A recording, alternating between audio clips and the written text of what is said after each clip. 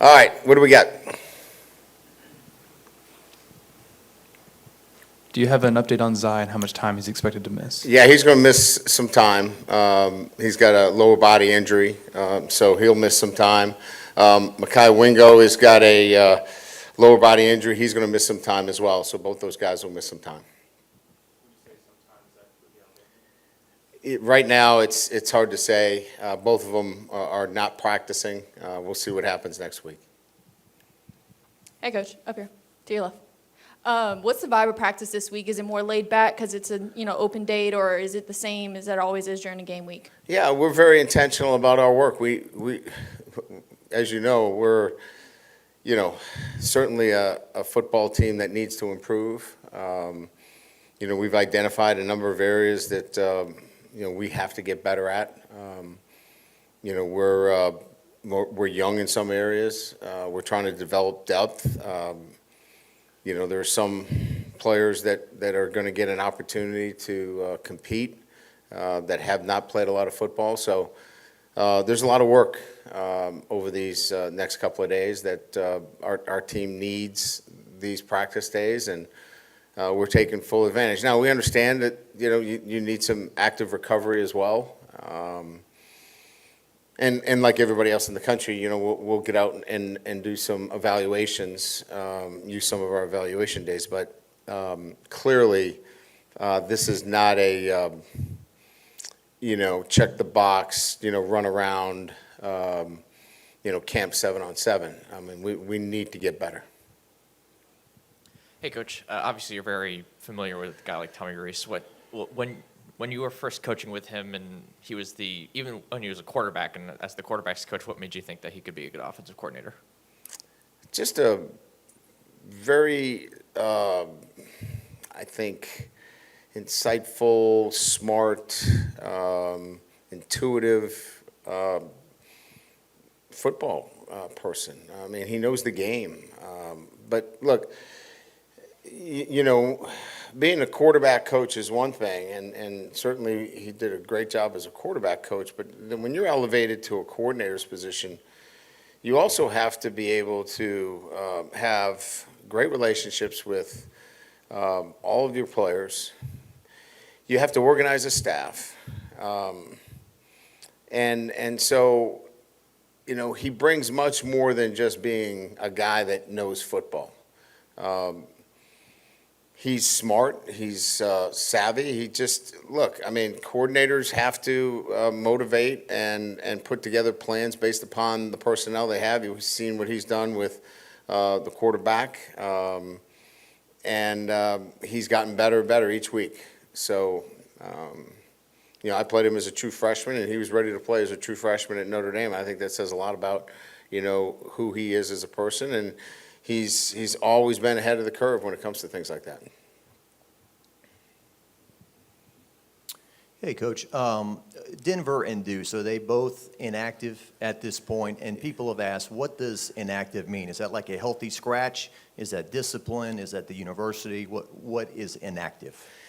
Yeah, I know. I know a lot of people have questions about their status. All I can tell you is that they're on scholarship, they're enrolled in school, but right now they're not participating. They're still in the program, they're still in good standing, but they're not able to play right now. So let's leave it at that. Let's be patient, and we'll see what happens down the road.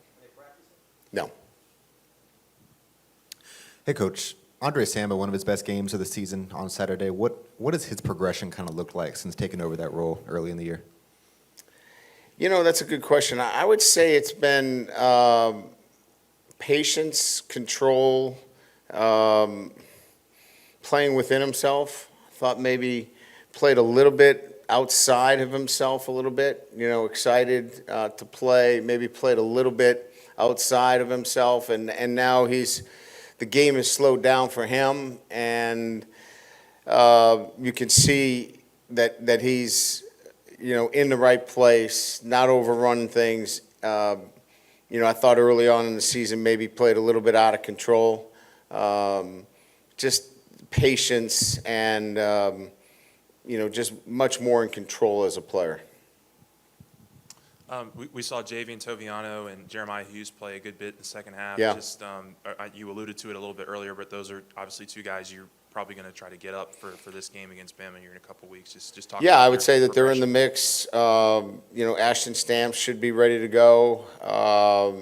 LaTerrence Welch, all those guys will be, certainly part of our rotation.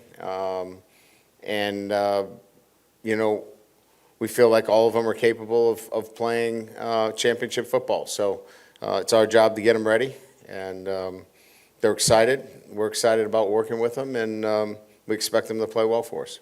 I guess just to follow up, just what does that look like in terms of just getting those guys ready who maybe haven't played a whole ton, this year, and just making sure that their minds are right and that, they're getting the kind of reps they need to, be able to play. What does it look like? Sorry, just Yeah, no, I hear what you're trying to ask. I mean,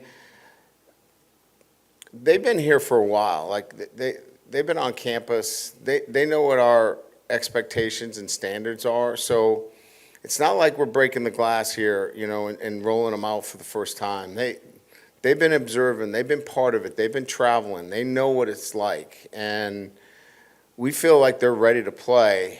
And it's always about opportunity. And I think that these guys, given the opportunity now, are prepared and ready to play. And so now it's getting them ready to, step on a field in front of, whatever, 80, 90,000 people against, a top 10 football team. And it's a little bit different there, but got great confidence in their ability.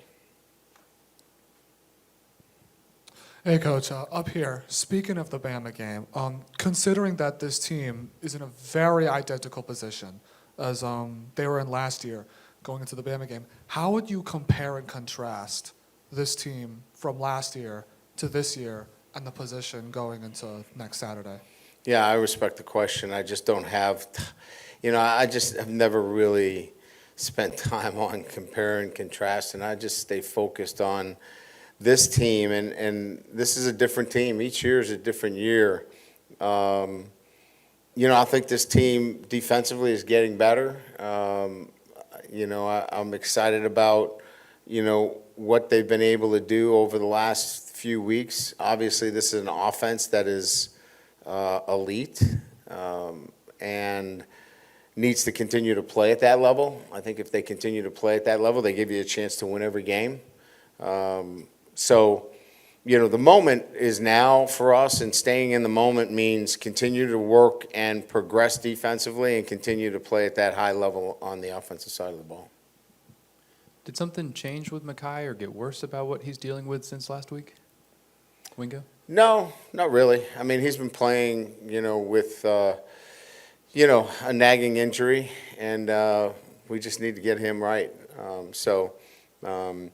We'll see where it takes him, but he's been playing injured here for the last probably 2-3 weeks, and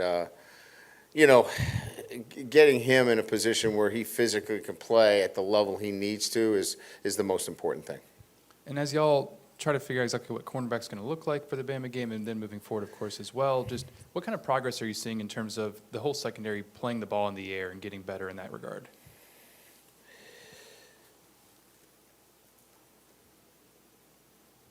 Well, I mean, I don't know what our interceptions were leading in the secondary, but we had, 3 interceptions in the back end of our defense. We got 2 or 3 PBUs. Clearly, against,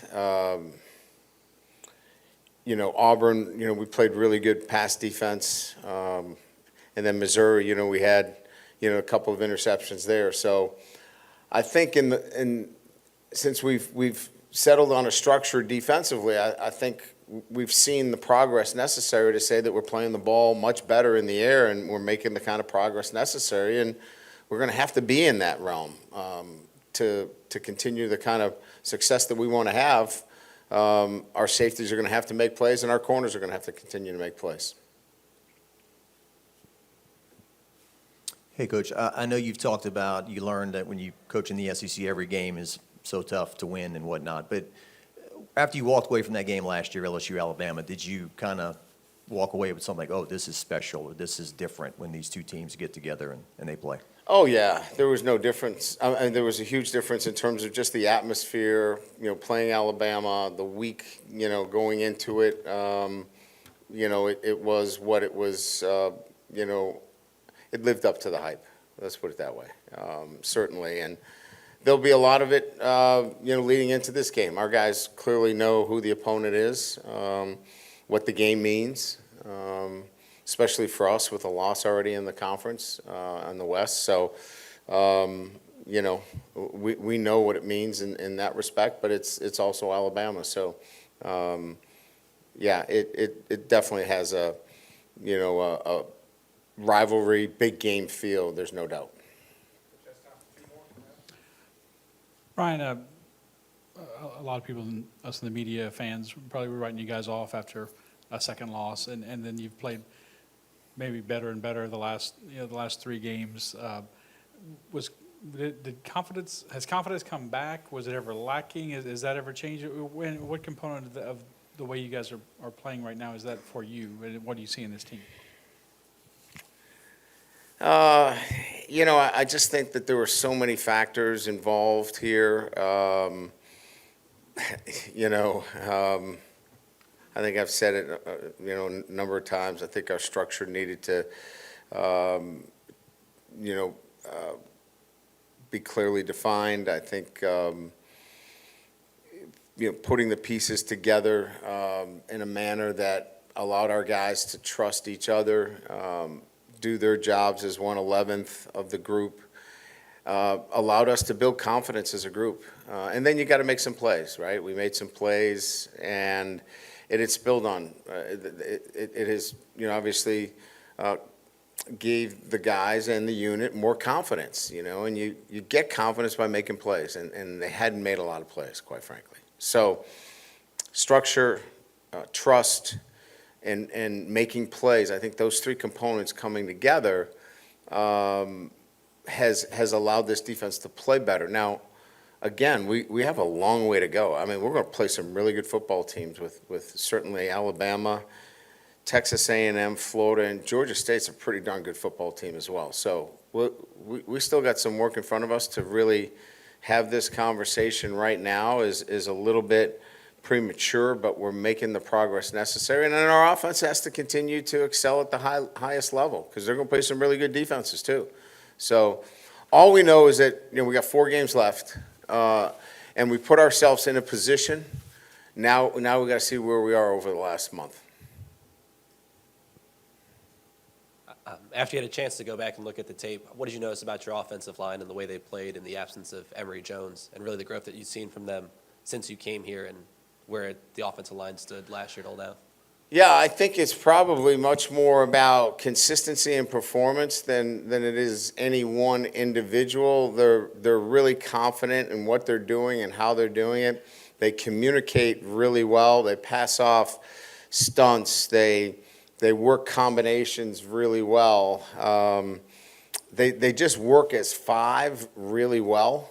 And even when you take an Emory Jones out of it, Hurd steps in there, and it almost seems as like, he's been there for a while, and he's just a true freshman stepping in. But I think it's really about the 5 guys working together more than anything else as a unit than any one individual guy standing out.